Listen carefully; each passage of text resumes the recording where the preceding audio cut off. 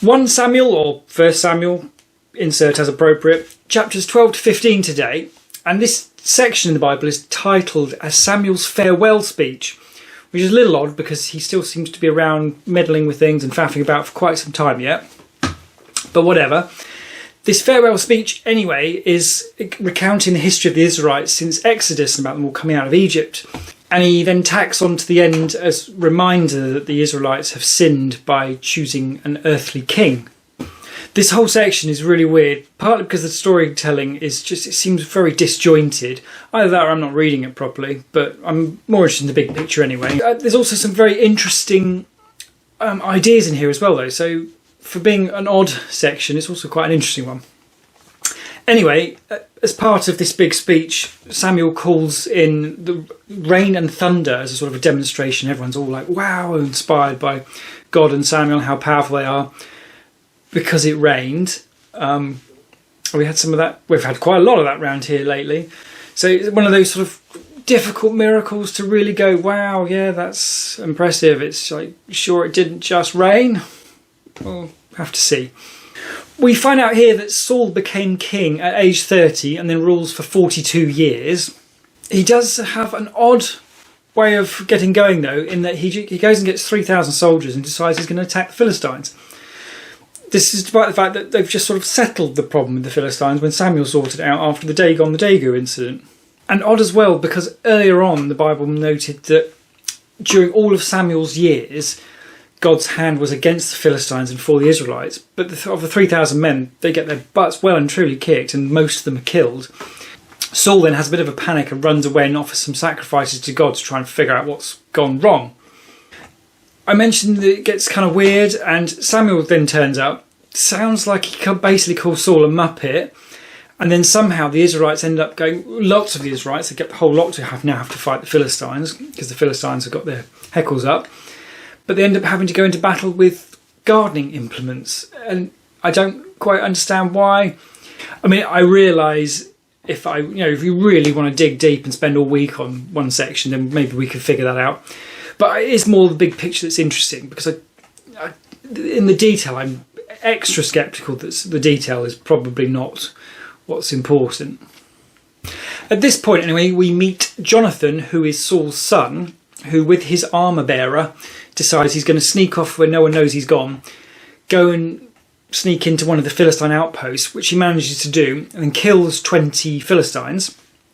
And then it's talk about suddenly the ground shakes and the Philistines go into panic, and the tide of the battle very definitely turns, noted to the point even that the Philistines are fighting each other to get away.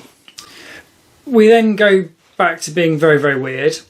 It sounds like before the battle with the pitchforks and mattocks, Saul has said, "Cursed be anyone who eats before the evening," which, well, strategically it seems like a pretty dumb idea, isn't it? Take your army into battle and they're hungry.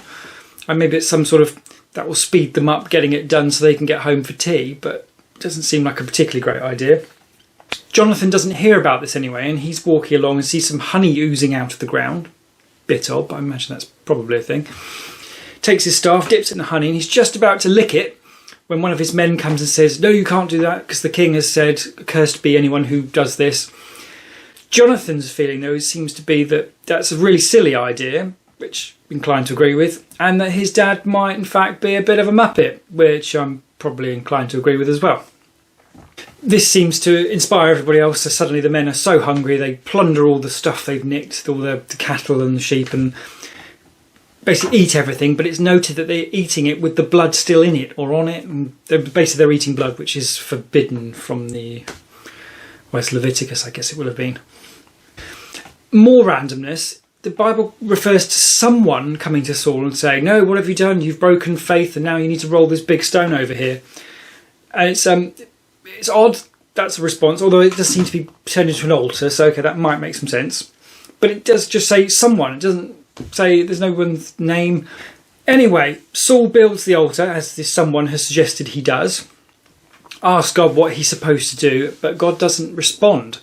So, I think a lot of people could probably relate to that. Saul then has to try and work out what exactly the sin has been, and vows at this point that even if it was his son who committed the sin, he will put him to death.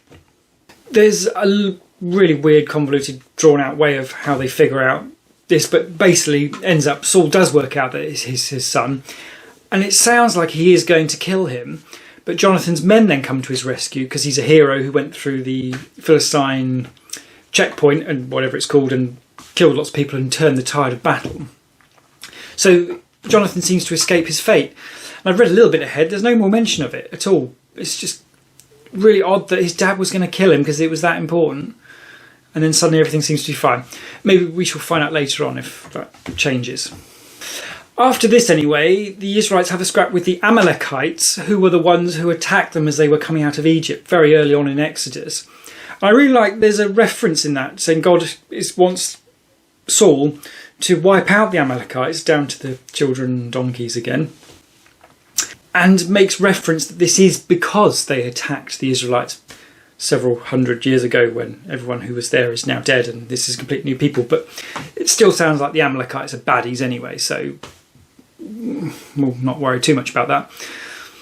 There's obviously still the problem of the killing of the children, the women and the donkeys and all that, but we've talked about that several times before, so I'm not going to rehash that, albeit earlier indications that a lot of it wasn't genocide because people who were supposedly wiped out then turn up again later.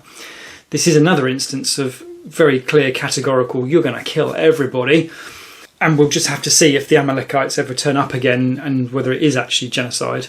Saul, anyway, goes and takes out the Amalekites. They're all completely killed, apart from he spares the king and he takes the Amalekites' best sheep and cattle and brings them back and uses them to make sacrifices to God. In my head, that sounds, I mean, he's still presuming he's killed all the women and children, but he spared the king. Okay, he spared someone. That would seem like a good, pleasant thing to do. And he's offered the stuff he's nicked as a sacrifice to God, so it's for God. But God is mighty miffed about this. And there's this interesting explanation from Samuel saying to obey is better than sacrifice. That's very interesting, that, isn't it? There's obviously a scale of value in things, and obey is clearly top notch. And clearly it was extremely important that everything was destroyed. Or perhaps it didn't matter that everything was destroyed, it just mattered because God said that. So yeah, not doing what you're told is clearly not a good thing. It does turn out actually that Saul says he was afraid of his men, so he gave in to them. So there's maybe something in that in terms of, have to have courage in the face of your instructions from God or something like that. I guess that's over reading into it, but it would seem reasonable that might be a thing. Samuel anyway makes an interesting point that God doesn't change his mind, which conflicts with, was it Exodus, Leviticus, somewhere. Moses is said to have changed God's mind or encouraged God to change his mind, which he then did. I guess it's all written from a human perspective, isn't it? So it's not necessarily true that God did change his mind.